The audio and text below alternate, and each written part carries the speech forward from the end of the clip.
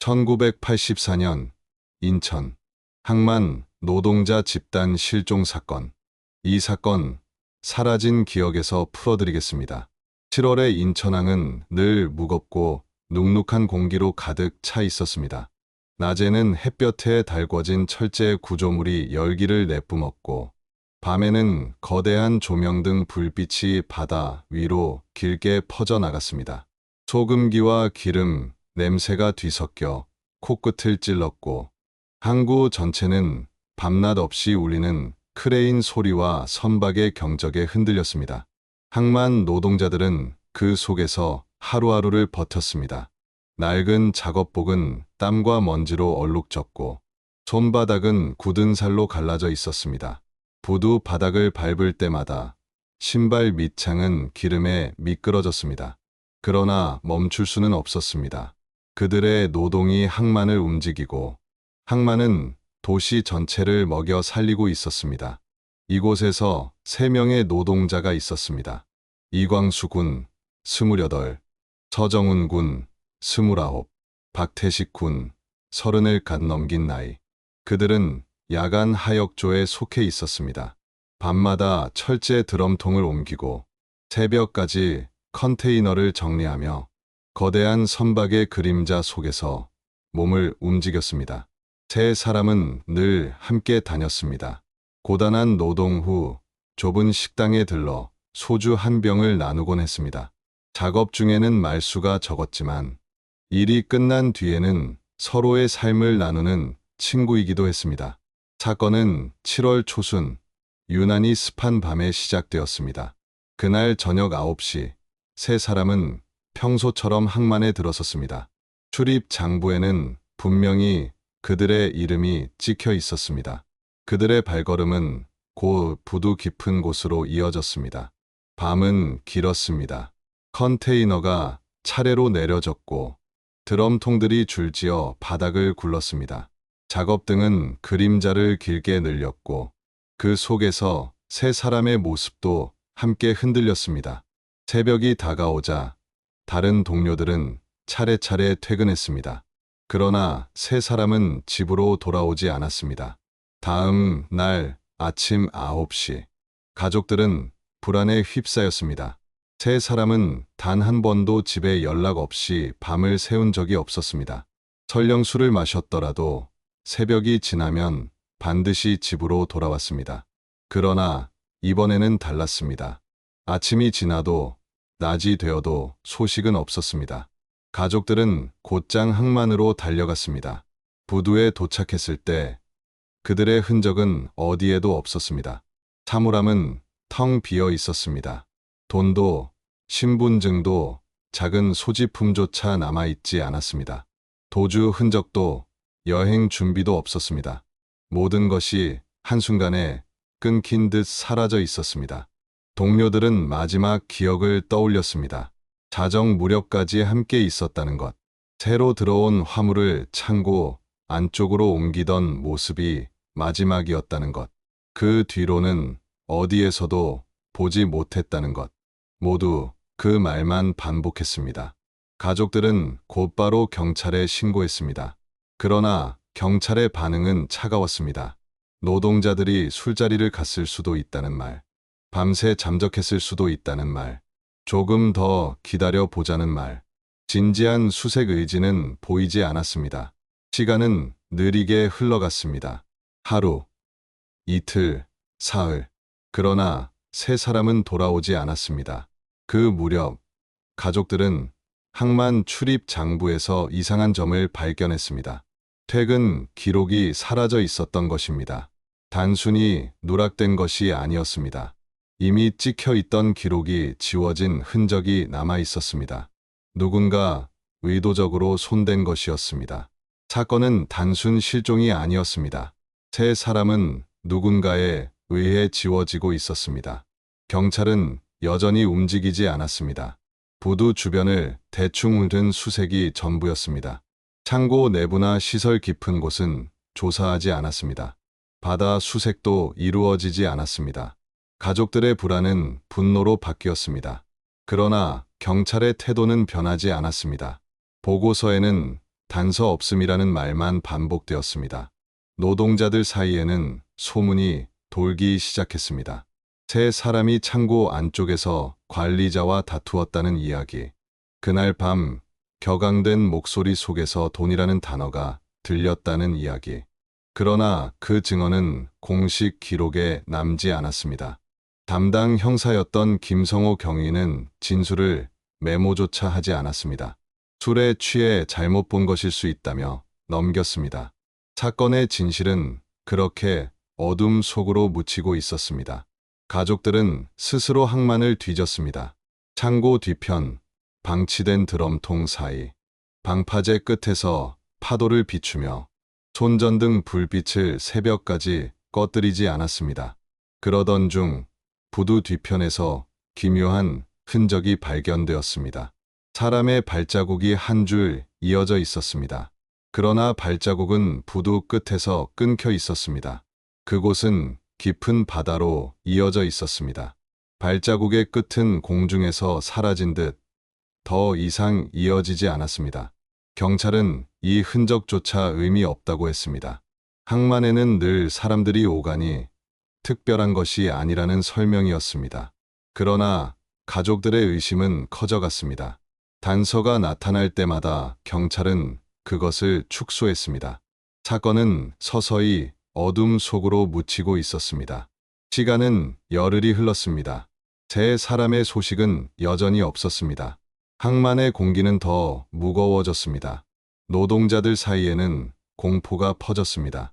누군가는 술자리를 언급했고, 누군가는 밀수 비밀을 건드린 것이라 했습니다.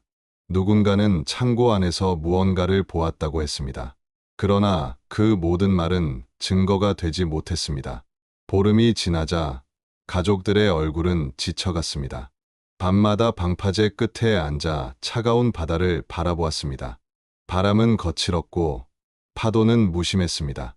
남은 것은 절망뿐이었습니다. 사건은 정체되어 있었습니다. 그러나 어둠 속에서 작은 흔적이 하나씩 떠오르고 있었습니다. 부두 끝 발자국, 지워진 장부 기록, 그리고 보이지 않는 창고 안의 침묵. 사건은 점점 무거워졌습니다. 그러던 어느 날 바다 위에서 낯선 것이 눈에 띄었습니다. 멀리 떠오른 철제 드럼통 하나. 조류에 밀려 파도 위를 흔들리며 표류하고 있었습니다. 사건은 이제 새로운 국면으로 접어들고 있었습니다. 방파제 앞 바다는 여름답지 않게 거칠었습니다. 회색 물결 위에 녹슨 드럼통 하나가 기울어 떠 있었습니다. 그것은 평범한 어업 도구가 아니었습니다. 바다의 표정은 무심했지만 그 안에는 무언가 감춰져 있었습니다. 드럼통은 어민들에 의해 발견되었습니다. 처음에는 그냥 버려진 공업 자재로 여겨졌습니다. 그러나 통은 기묘하게 기울어져 있었고 파도에 흔들릴 때마다 묵직한 무게감이 느껴졌습니다. 신고가 접수되었고 곧 인양 작업이 시작되었습니다. 쇠갈고리와 로프가 동원되었습니다. 드럼통은 바닷물에 젖어 무겁게 끌려 올라왔습니다. 표면은 사가 붉게 녹슬어 있었고 뚜껑은 서툴게 용접한 흔적이 남아 있었습니다. 뚜껑이 억지로 열렸을 때 모든 이들은 숨을 멈췄습니다. 안에는 굳지 않은 시멘트 덩어리가 뭉쳐 있었고 그 속에서 형체가 일그러진 시신이 드러났습니다. 그는 실종된 세 사람 중 한 명, 이광수 군이었습니다. 신분증, 작업복 일부, 손목에 걸린 낡은 시계. 그것은 그가 맞다는 것을 확인시켜 주었습니다. 그러나 몸은 시멘트에 눌려 심하게 훼손되어 있었습니다. 전문가들은 즉시 이상한 점을 발견했습니다. 시멘트는 완전히 굳지 않은 상태였습니다. 범인은 서둘렀습니다. 시멘트를 붓고 충분히 기다리지 않은 채 드럼통을 바다에 던진 것입니다. 안에 남은 공기가 부력을 만들었습니다. 며칠 만에 드럼통은 수면 위로 떠올랐습니다. 은폐의 시도는 어설펐습니다. 범인은 조급했고 준비는 미숙했습니다. 그러나 그 어설픔이 진실을 드러내고 말았습니다. 경찰의 태도는 달라지지 않았습니다. 보고서에는 단지 시신 발견, 신원 확인이라는 짧은 기록만 남았습니다. 시멘트 조각도, 낡은 손목 시계도, 작업복 일부도 빠져 있었습니다. 중요한 단서들이 정식 기록에서 사라지고 있었습니다. 가족들의 절망은 깊어졌습니다.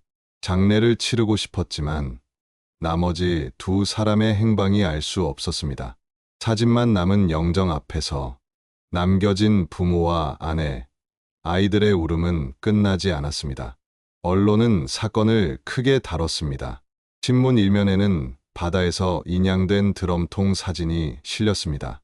부두에서 떠오른 시신, 숨겨진 노동자 실종 사건. 제목은 사람들의 눈길을 붙잡았습니다.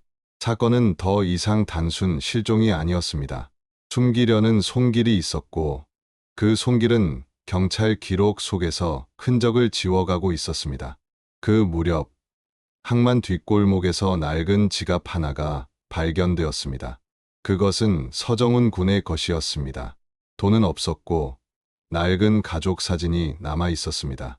비에 젖은 지갑은 버려진 흔적처럼 구석에 놓여 있었습니다. 그러나 경찰은 이 단서마저 기록하지 않았습니다. 유족이 직접 언론에 알리면서 세상에 드러났습니다. 사건은 다시 불타올랐습니다. 언론의 기사 제목은 점점 날카로워졌습니다. 왜 경찰은 기록을 지우는가? 사라진 노동자, 사라진 증거, 항만, 비리와 실종의 그림자. 사람들의 분노는 경찰로 향했습니다. 항만, 창고는 여전히 닫혀 있었고, 그곳이 세 사람의 마지막 행선지였음에도 불구하고 경찰은 열지 않았습니다. 확인할 필요가 없다. 이미 조사가 끝났다. 차가운 말만 반복되었습니다. 가족들은 항만 앞에서 농성을 이어갔습니다. 손에 든 피켓은 희미한 가로등 불빛에 흔들렸습니다. 밤마다 울려 퍼지는 이름은 바닷바람에 실려 흩어졌습니다. 사건은 점점 더 큰 파문을 일으켰습니다. 결국 경찰은 언론과 시민단체의 압박 속에서 창고 문을 열었습니다. 그러나 내부는 비어 있었습니다. 벽에는 긁힌 자국이 남아 있었고, 바닥에는 굳지 않은 시멘트 가루가 흩어져 있었습니다. 무언가를 급히 옮기고 지운 흔적. 그러나 그것이 무엇인지는 알 수 없었습니다. 창고 수색은 오히려 새로운 의문을 낳았습니다. 왜 경찰은 지금까지 문을 열지 않았는가? 왜 이미 지워진 흔적만 남았는가? 사람들의 시선은 다시 경찰로 향했습니다. 그 무렵 충격적인 사실 하나가 드러났습니다. 담당 형사 김성호 경위가 사건 직전 항만 하청업체 관리자와 술자리를 가진 기록이 확인된 것입니다. 그날은 바로 세 사람이 사라진 날이었습니다. 의혹은 증거가 되지 못했습니다. 그러나 사람들은 알았습니다. 이 사건 뒤에는 단순한 실종 이상의 무언가가 숨어 있다는 것을. 바다는 여전히 조용했습니다. 방파제 위를 스치는 바람 속에 세 사람의 이름은 메아리처럼 남아 있었습니다. 그리고 두 사람은 여전히 돌아오지 않았습니다. 이광수 군의 시신이 드럼통 속에서 떠오른 뒤 사건은 완전히 다른 양상으로 흘러갔습니다. 사람들은 더 이상 실종이라는 단어를 쓰지 않았습니다. 그것은 명백한 사건이었고 누군가의 의도적 범행이었습니다. 그러나 경찰의 태도는 달라지지 않았습니다. 사건이 세상에 널리 알려진 뒤에도 보고서에는 단순한 사실만 기재되었습니다. 시신이 발견되었다. 신원은 확인되었다. 그 이상의 문장은 존재하지 않았습니다. 언론은 더욱 집요해졌습니다. 기자들은 항만을 밤낮으로 드나들며 증언을 모았습니다. 노동자들 사이에서 흘러나온 말들은 하나같이 같은 방향을 가리켰습니다. 밀수, 장부 조작, 유령 인부, 빼돌려진 급여. 부두의 어둠은 단순한 그림자가 아니었습니다. 그 안에는 거대한 부패가 웅크리고 있었습니다. 사건 발생 두 달째, 한 지역 신문은 익명의 제보를 실었습니다. 창고 안에서 사라진 세 사람, 밀수, 화물의 흔적을 봤다. 짧은 문장이었지만 파장은 컸습니다. 밀수라는 단어는 곧 전국으로 번져갔습니다. 그날 이후 항만을 지켜보는 눈은 많아졌습니다. 시민단체, 정치권, 그리고 무엇보다 가족들의 시선이 경찰을 압박했습니다. 그러나 경찰은 묵묵부답이었습니다. 조사 중이라는 말만 반복했을 뿐 구체적인 수사는 진행되지 않았습니다. 그 무렵 새로운 단서가 드러났습니다. 부두 근처 쓰레기 더미 속에서 낡은 노트 한 권이 발견된 것입니다. 기름과 먼지에 찌든 노트에는 이름과 숫자가 빼곡히 적혀 있었습니다. 그러나 그 이름들 중 절반은 실제 존재하지 않는 노동자들이었습니다. 유령, 인부 명단. 급여는 장부에 기록되었지만 실제 지급된 흔적은 없었습니다. 사라진 돈은 어딘가로 흘러갔습니다. 세 사람은 이 노트의 존재를 알고 있었던 것으로 보였습니다. 사라지기 전 그들이 관리자와 다투던 이유가 바로 이 노트에 있었을 것입니다. 경찰은 이 노트를 증거로 인정하지 않았습니다. 익명의 노트라 신뢰할 수 없다는 이유였습니다. 그러나 노트는 분명한 실체였습니다. 글씨는 다른 장부와 동일했고 날짜와 금액은 항만 회계 기록과 맞아떨어졌습니다. 사람들은 의심했습니다. 경찰이 증거를 외면하고 있다는 사실을. 김성호 경위의 이름은 다시 거론되었습니다. 그는 사건 초기부터 모든 단서를 단순화하고 있었습니다. 그리고 충격적인 사실 하나가 추가로 드러났습니다. 김성호 경위가 실종 당일 항만 하청업체 관리자와 술자리를 가진 기록이 발견된 것입니다. 영수증에는 그들의 이름이 함께 찍혀 있었고 시간은 세 사람이 사라진 그 밤과 정확히 겹쳤습니다. 이제 경찰은 단순히 무능한 존재가 아니었습니다. 사건의 일부로 의심받기 시작했습니다. 그럼에도 수사는 앞으로 나아가지 않았습니다. 당시 시대는 지금처럼 디지털 기록도 DNA 감시도 없었습니다. 금융 추적은 불가능했고 남은 것은 정황뿐이었습니다. 사건은 그렇게 더 큰 어둠 속으로 빠져들었습니다. 세 사람의 가족들은 절망했습니다. 이광수 군은 돌아왔지만 시신으로 돌아왔습니다. 박태식 군과 서정훈 군은 여전히 어딘가에 있었습니다. 어머니들은 항만 앞에 앉아 울음을 삼켰습니다. 아이들은 아버지의 이름을 부르며 잠들었습니다. 그러나 경찰은 여전히 문을 닫고 있었습니다. 사건의 문은 창고의 문처럼 굳게 잠겨 있었습니다. 사람들은 이제 확신했습니다. 사건은 밀수와 비리, 은폐 속에서 벌어졌고 경찰은 그 은폐의 울타리였습니다. 그럼에도 증거는 부족했습니다. 법은 움직이지 않았고 사건은 여전히 미궁 속에 있었습니다. 그리고 그 어둠은 새로운 반전을 준비하고 있었습니다. 드럼통에서 떠오른 이광수 군의 시신은 사건의 무게를 완전히 바꾸어 놓았습니다. 사건은 더 이상 지역의 작은 실종이 아니었습니다. 언론은 연일 이 사건을 일면에 실었습니다. 사진 속 드럼통은 바닷물에 젖어 붉게 녹슨 채 놓여 있었고 그 곁에 선 인부들의 굳은 표정은 많은 것을 말해주고 있었습니다. 신문의 제목은 날마다 더 자극적으로 변했습니다. 드럼통 속의 노동자, 지워진 기록, 사라진 사람들. 경찰은 왜 움직이지 않는가?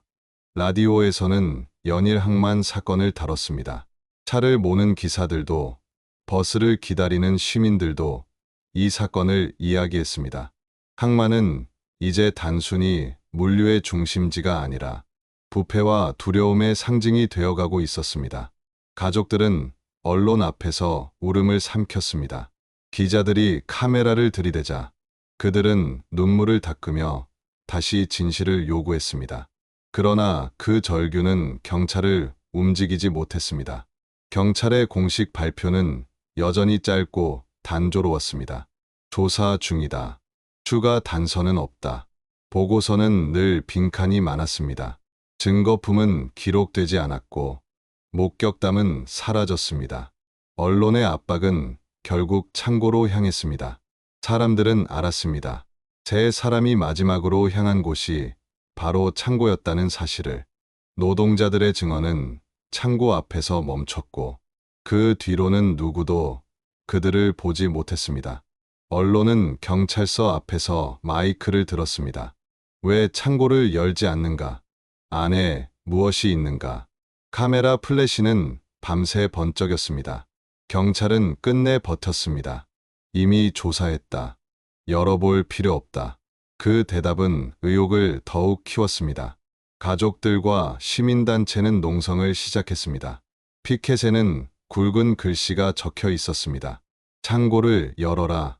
진실을 밝혀라. 밤마다 촛불이 항만 앞에 켜졌습니다. 작은 불빛은 파도에 흔들렸지만 꺼지지 않았습니다.